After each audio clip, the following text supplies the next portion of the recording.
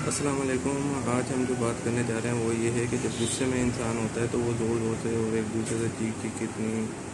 क्यों बात कर रहा होता है, क्यों उसको अपनी जबकि पास ही होते हैं, एक दूसरे के साथ ही होते हैं, लेकिन फिर भी एक दूसरे के ऊपर ज़ोर ज़ोर से बात कर रहे होते हैं, शाउट कर रहे होते हैं, चीख रहे होते हैं।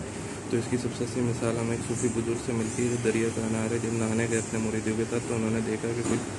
लोग हैं एक ही फैमिली के और वो गुस्से में एक दूसरे के ऊपर चीख चीख के बात कर रहे हैं, एक दूसरे के साथ ज़ोर ज़ोर से बात कर रहे हैं। तो उन्होंने अपने मुरीदों से पूछा कि तुम्हें मालूम है ये लोग क्यों ज़ोर ज़ोर से बात कर रहे हैं? तो उन्होंने बोला क्योंकि गुस्से में बंदा अपने सब्र बर्दाश्त खो देता है, तो फिर इस वजह से ये एक दूसरे से चीख के ज़ोर ज़ोर से बात कर रहे हैं। उन्होंने पूछा तो ये लोग तो साथ में ही खड़े हुए हैं, ये तो मतलब जो अपनी बात कहना चाह रहे हैं आराम से भी कह सकते हैं, मतलब इन्हें चीखने और ज़ोर से बोलने की क्यों ज़रूरत है अगर सब्र बर्दाश्त भी खो चुके हैं तो मुख्तलिफ मुरीदों ने मुख्तलिफ वजूहत बताई, लेकिन कोई मुरीद आपस में एक दूसरे की वजूहत से तसल्ली नहीं उनको मिली, मतलब तसल्ली बख्श जवाब नहीं मिला। तो सूफी बुजुर्ग ने बोला कि जब आप गुस्से में होते हैं तो आप लोगों के जो दिल हैं वो एक दूसरे से बहुत दूर हो जाते हैं, उनके बीच में बहुत फासला हो जाता है,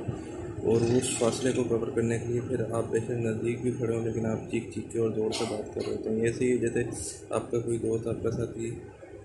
वो दूर खड़ा हो और आपको उसको आवाज़ लगानी है, तो फिर आप उसको ज़ोर से चीख के आवाज़ लगा रहे होते हैं, क्योंकि आप लोगों के दरमियान में फासला इतना होता है कि जब तक आप ज़ोर से चीख के नहीं बोलेंगे तो आवाज़ वहाँ तक नहीं पहुँचेगी उसके पास। तो ऐसे ही जब बंदा गुस्से में होता है तो उनके दिल के बीच में फासले हो जाते हैं, फिर बेशक वो नज़दीक भी खड़े हों लेकिन एक दूसरे से ज़ोर ज़ोर से और चीख चीख के बात करते हैं। और यही सीन है कि जब आपस में लोग एक दूसरे को पसंद करना शुरू करते हैं या उन्हें प्यार होता है आपस में, तो फिर ये लोगों को वो आपस में नम गोई से बात करते हैं, उन्हें चीखने की ज़रूरत नहीं पड़ती, ज़ोर ज़ोर से बात करने की ज़रूरत नहीं पड़ती, क्योंकि उनके दिलों के दरमियान के जो फासले हैं वो या तो बिल्कुल ख़त्म हो जाते हैं या बहुत नज़दीक आ जाते हैं उनके दिल, तो ये वो फासला नहीं होता इतना, और इसी वजह से वो आपस में नरम गोई में बात करते हैं। और ऐसे ही देखा जाता है कि फिर जब प्यार और ये जो मज़ीद बढ़ता चला जाता है तो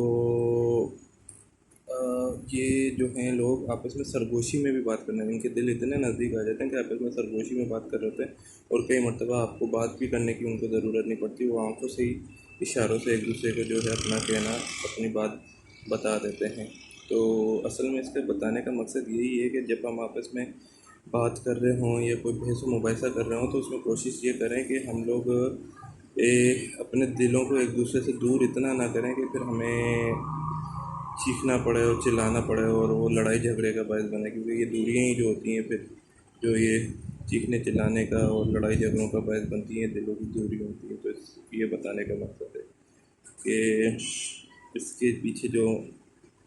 वजूहत है वो यही है कि जब आप एक साथ भी होते हो, एक साथ रह रहे होते हो और बिल्कुल नज़दीक नज़दीक होते हो, लेकिन फिर भी एक दूसरे से लड़ाई कर रहे होते हो, एक ही घर के नीचे होते हो, एक दूसरे पे चीखो चुको एक दूसरे से चीख के बात कर रहे होते हैं, ज़ोर ज़ोर से बात कर रहे होते हैं, जबकि नज़दीक ही होते हैं, एक साथ साथ होते हैं। तो असल में वो इस वजह से क्योंकि आपके दिलों के बीच के फासले इतने बढ़ जाते हैं कि फिर आपको अपनी बात वहाँ पर पहुँचाने के लिए इसे चीखना पड़ता है और चिल्लाना पड़ता है, और ये फासले इतने कभी कभार बढ़ते इतने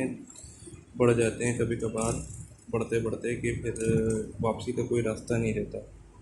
फिर दोबारा वो दिल नज़दीक नहीं आ पाता। तो कोशिश करें कि अपने दिलों के फासलों को मज़ीद बढ़ाएं नहीं, उनको कम करें और नज़दीक लाएं।